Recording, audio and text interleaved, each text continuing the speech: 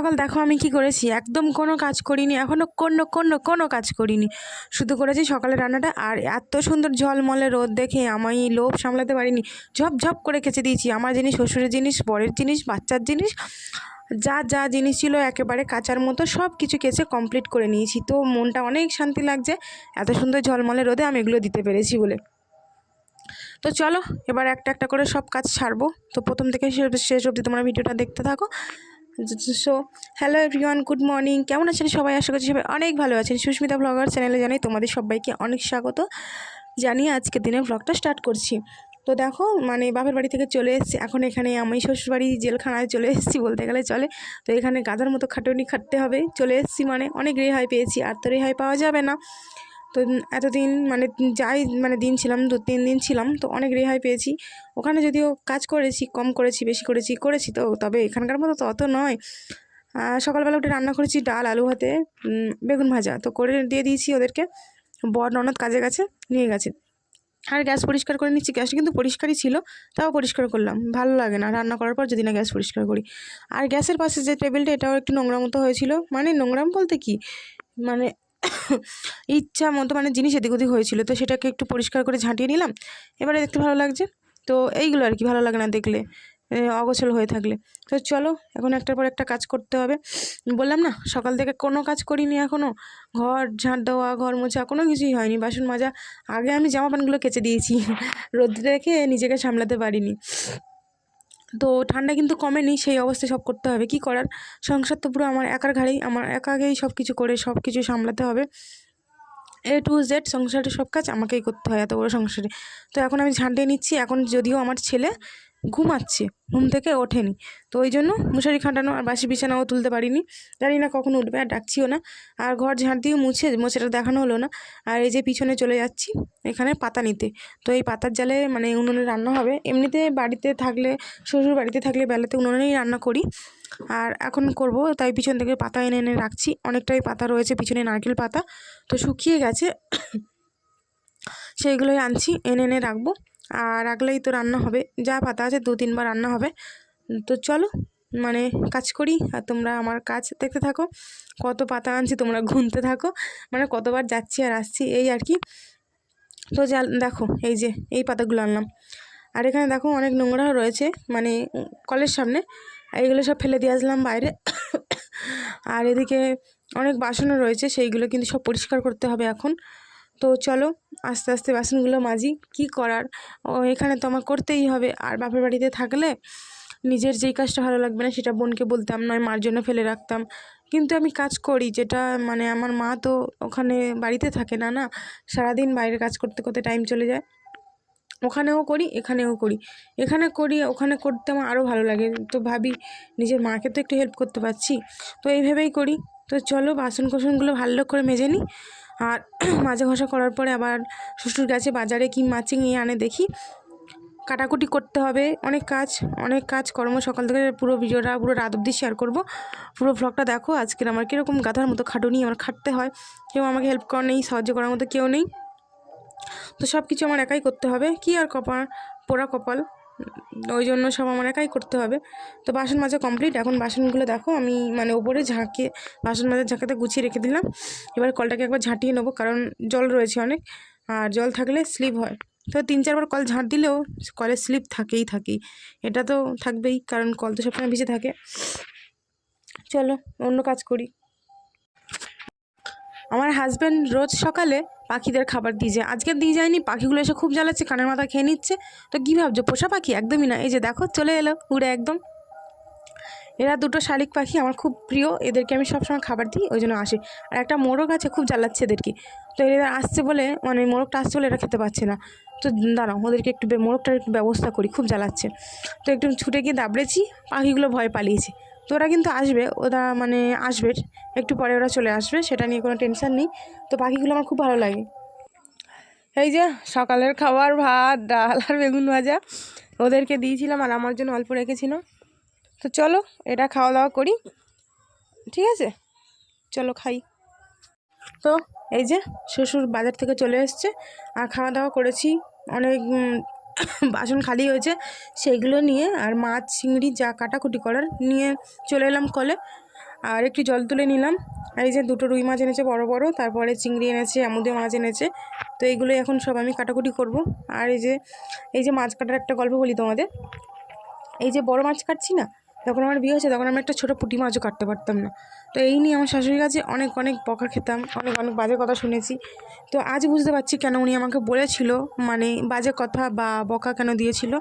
উনি এখন নেই, যদিও মারা গেছে, 3 বছর হতে যায়। তো সেই কারণেই খুবই আফসোস হয়, সত্যি সত্যি ওনার জন্য খুবই আফসোস হয়। একদম মিথ্যে কথা বলছি না, অনেকেই হয়তো ভাববেন মিথ্যে কথা বলছি না। উনি বলেছিল বলেই আমি কাজগুলো শিখেছিলাম। এখন আমার কোনো আফসোস হয় না, মানে এই মাছ কাটার দিক দিয়ে আমি এখন সব মাছ কাটতে পারি, ছোটো থেকে বড়, A to Z যা মাছ এনে দেবে সব কেটে দেবো, এরকম ব্যাপার। আগে আমাকে দিয়ে কত কত জ্যান্ত মাছ কাটিয়েছে, যেমন কই মাছ, তারপর শিং মাছ, এগুলো আমি কাটতেই পারতাম না। উনি বলেছিল নুন দিয়ে ঢাকা দিবি, মরে যাবে, কাটতে সুবিধা হবে ছাই নিয়ে। তো এরকমভাবে অনেক মাছ শিখিয়ে দিয়েছিল। তো সেই রকমভাবে অনেক কিছুই কাটা শিখেছি আমি আর কি, সবই ওনার কাছ থেকে শিখেছি। তো খুব শিখিয়ে দিয়ে চলে গেল মানুষটা। এই যে স্নান করে ঠাকুরের পূজা দিয়ে চলে এলাম। এই মাছগুলোই সব আমি কেটেছি, যার কারণে আমার 1 ঘন্টা টাইম লেগে গেছে। তো চলো মাছগুলো যেগুলো রান্না করবো সেইগুলো রেখে বাকি সব ফ্রিজে রাখবো।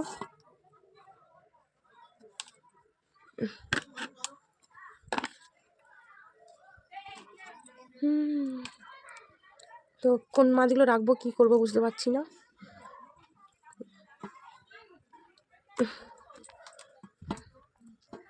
সব ভাগ ভাগ করে নিতে হচ্ছে।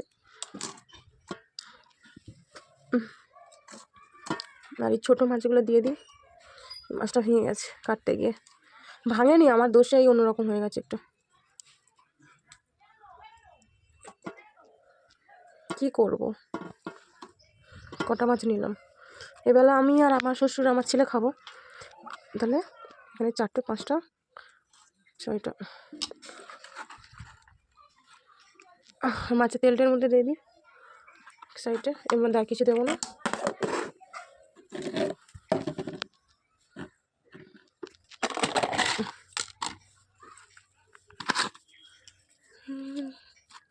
ফুল চিংড়ি, অনেকটা চিংড়ি, এত পরিষ্কার করেছি তাও নোংরা করেছে।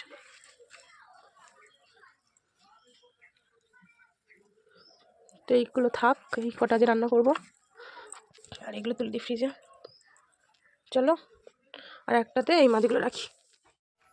মাছ তো দেখলে কি মাছ কেটেছি, কি মাছ ফ্রিজে রেখেছি, আর কটা মাছ রান্না করব। এখন চলে এলাম মানে রান্না করতে, রান্নার জন্য তরকারি কাটতে। ওলকপি নিয়ে এসছে শ্বশুর, ওলকপি আলু দিয়ে মাছের ঝোল করব। জ্যান্ত মাছ তো বললো আদা জিরে বাটা দিয়ে ভালো করে করো। তো চলো আদা জিরে বাটতে হবে। আবার এখন মাছের ঝোলে আনাজটা কেটে নেবো, কেটে নিয়ে তারপরে সব কাটাকুটি করে নিয়ে রান্না বসাবো। কারণ পাতার জাল তো কিছু করতে পারবো না, উনুন ধারে একবার বসে গেলে আর উঠতে পারবো না। ওই জন্য সব হাতের ধারে গুছিয়ে নিয়ে তারপরে একেবারে বসবো। আলু, ওলকপি, কাঁচা লঙ্কা, টমেটো আর আদা ছাড়িয়ে নিচ্ছি, আদা জিরে বাটা করতে হবে আর কি। তো চলো কয়েকটা মটরশুঁটিও ছাড়িয়ে নিচ্ছি।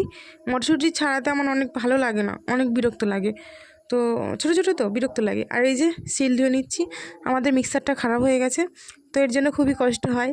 না শিলেও বাটতে পারি আমি, এটাও আমাকে শিখিয়ে দিয়ে গেছে। মিক্সার কিন্তু আমার শাশুড়িই কিনেছিল, বেঁচে থাকায় উনিই কিনেছিল, আর শিলে বাটাও শিখিয়েছে আমাকে। তো এখন সব কিছুই পারি আর কি, আশা করছি পারি, সব কাজ শিখে গেছি আমি বলতে গেলেই চলে। তো এই যে আদা জিরে পেস্ট করে নিচ্ছি শিলেতে, একবার দিয়েছি আর একবার দিতে হবে, চিপড়ে চিপড়ে হয়ে রয়েছে, আর একবার দিলে ভালো হবে আর কি। তো আদা জিরে পেস্ট করে নিয়ে শিলটা ধুয়ে আর এখানেই রেখে দেবো, ঠিক আছে, এখানেই রাখি। কারণ আমার এখন প্রায় দিন বলতে গেলে 2-1 দিন ছাড়া ছাড়াই আমার বাটনা করতে হয়। আর মিক্সারে করলে কী বলো তো, বেশি করে নিয়ে রেখে দিই, কিন্তু শিলে ভাল লাগে না এটা, একটুখানি করি যতটুকু লাগবে। আর উনুন ধরাতে এসে দেখি মহাবিপদ, কারণ উনুনে ছাই তোলা নেই। তো এই যে আবার ছাই তুলতে লেগে গেলাম, ছাই তুলেই যাচ্ছি, ছাই যেন আর শেষ হয় না, অফুরন্ত ছাই চলে এসছে উনুনের ভেতরে। তো দেখতেই পাচ্ছ কিরম বিরক্ত লাগে, আগে দেরি হয়ে গেছে তারপর ছাই তুলছি। তো ছাইটাকে পিছনে দিয়ে ফেলে দিয়ে আসলাম।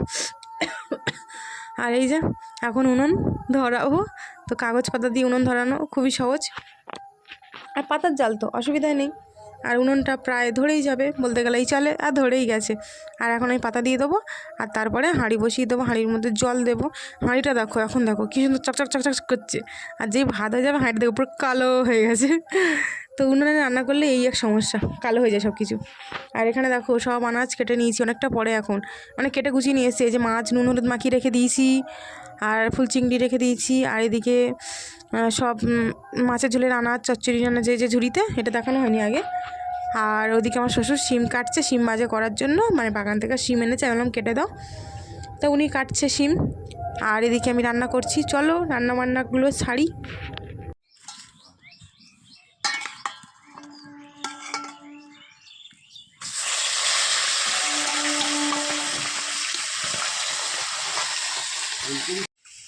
এই যে মাছের ঝোল এখানে কমপ্লিট পুরোপুরি। আর এদিকে আমি চচ্চড়ি বসাবো, তাই ফুল চিংড়িটা ভেজে নিচ্ছি, যে এটাকে অনেকে কুচো চিংড়ি বলে। তো শ্বশুর ছিল বলে আমি ঠিকঠাক মতো ভিডিও করতে পারিনি। মাছ ভাজার সময় উনি বলছিল এই ভিডিও বন্ধ করো, নয় মাছ ভাজো, যে কোনো একটা করো, নয় ভিডিও করো নয় মাছ ভাজো। তো আর আমি আর কি বলবো, ভিডিওটাই বন্ধ করে দিলাম। তো এই যে দেখো, এবারে এই চিংড়িটা এনেছে একটু বড় বড় রয়েছে। এর আগের বারে একবার চিংড়ি এনেছিল পুরো একদম ধুলো ধুলো, পরিষ্কার করতে অনেক টাইম লাগে আর ভালোও লাগে না।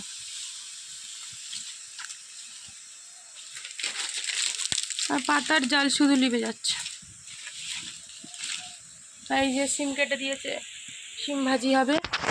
আর ভাত তো হয়েই গিয়েছে, ভাত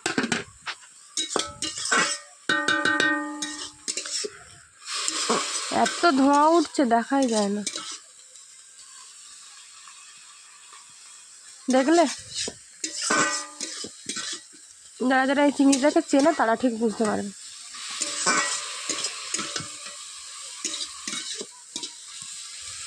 চলো চচ্চড়ি রান্না সব কমপ্লিট করি, তারপরে আসছি। অনেকটা সময় বাদ এই যে দেখো উনুন ধার পরিষ্কার করে নিয়েছি, কলে সব বাসন পরিষ্কার করে মেজে নিয়েছি। আর এখানে দেখো আমার শ্বশুরের ছেলে খেয়েছিল, রোদ্রে বসে জল ঢেলে দিয়েছি, কারণ উঠোনে তো আর মুছে যাবে না না। আর এই যে এখনও ঝলমলে রোদ রোদ, মানে ওই জন্য আর জামা প্যান্টগুলো কিছু তুলিনি, সব জামা প্যান্ট পরে রয়েছে। থাক, আর একটু পরে ভাত খাবো, ভাত খেতে ভালো লাগছে না, সত্যি কথা ভাত খেতে ভালো লাগছে না কেন জানি না, খুবই কষ্ট হচ্ছে। আর অনেকটা তার কিছুক্ষণ পরে ভাত নিয়ে চলে এসেছি, আর না একটু খেয়েই নি, এত কষ্ট করে রান্নাবান্নাগুলো করলাম।